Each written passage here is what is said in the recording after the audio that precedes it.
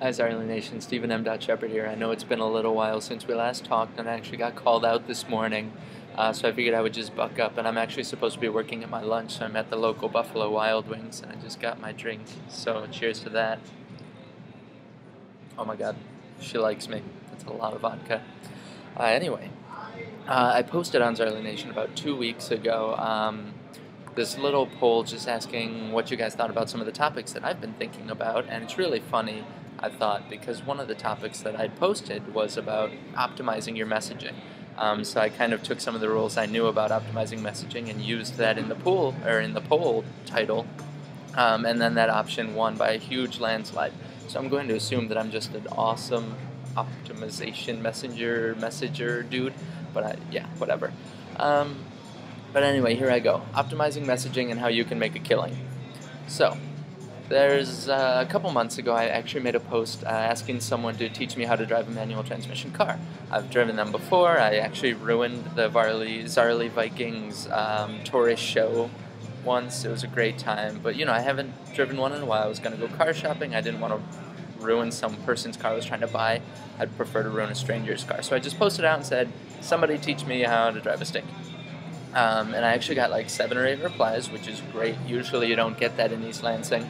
But one stuck out in particular. Usually you see like all the offers that you get are like, I'll do it, I drive a XYZ, where do you live? Accept my offer and we'll move forward, whatever. But one guy just responded and it was, you want to learn to drive a stick? I'll make you a pro! Exclamation point. And I was like, dude, I love that. That's brilliant.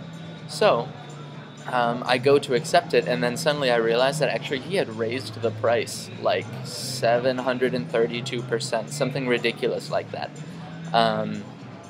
And what was really weird about that, I thought, was that even though it was way outside of my price range and way above my price point, I still wanted to do it because, he got me.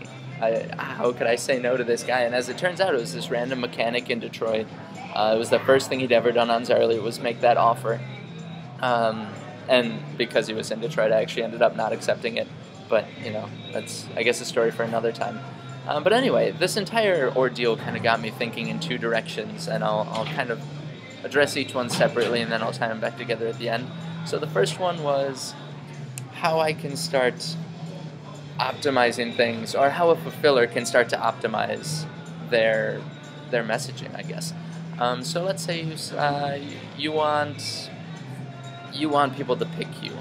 I always want people to pick me. If I make an offer on a post, I expect to get it. When I don't get it, or when someone doesn't accept it, I assume I did something wrong. I don't know.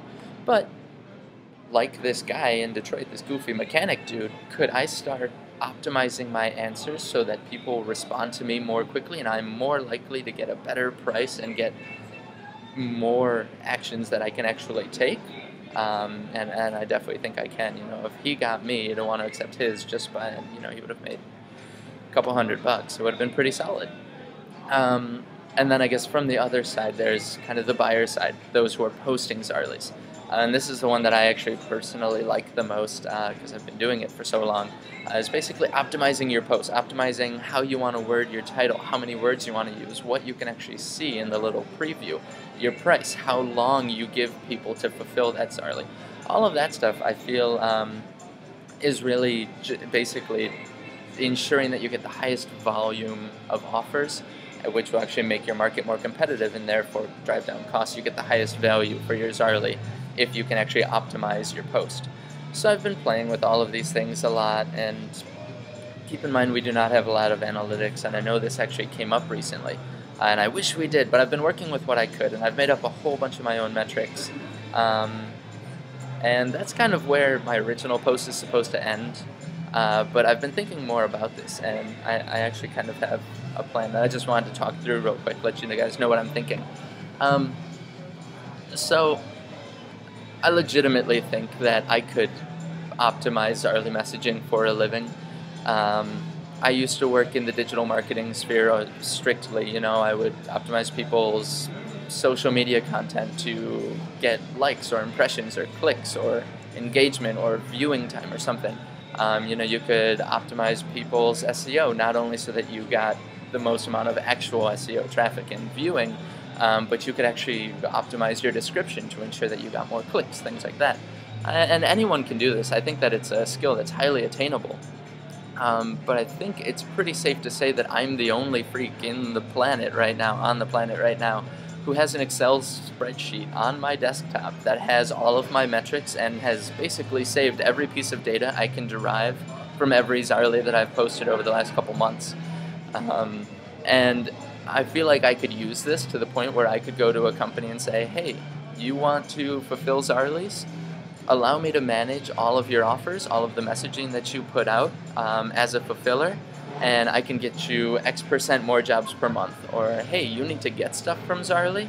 Let me optimize all of your posts on Zaarly so that we can ensure that you get X% lower price for every product that you end up purchasing through Zaarly, or for every service that you get. You're for sure going to get the highest value, and I can ensure that you'll get a higher value than if you're just doing it on your own, because I've been studying this.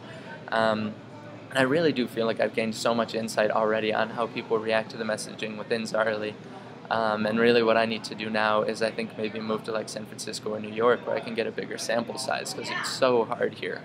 But so that I can start measuring quality of return and seeing how many people actually go through with it, because it's so slim pickings here.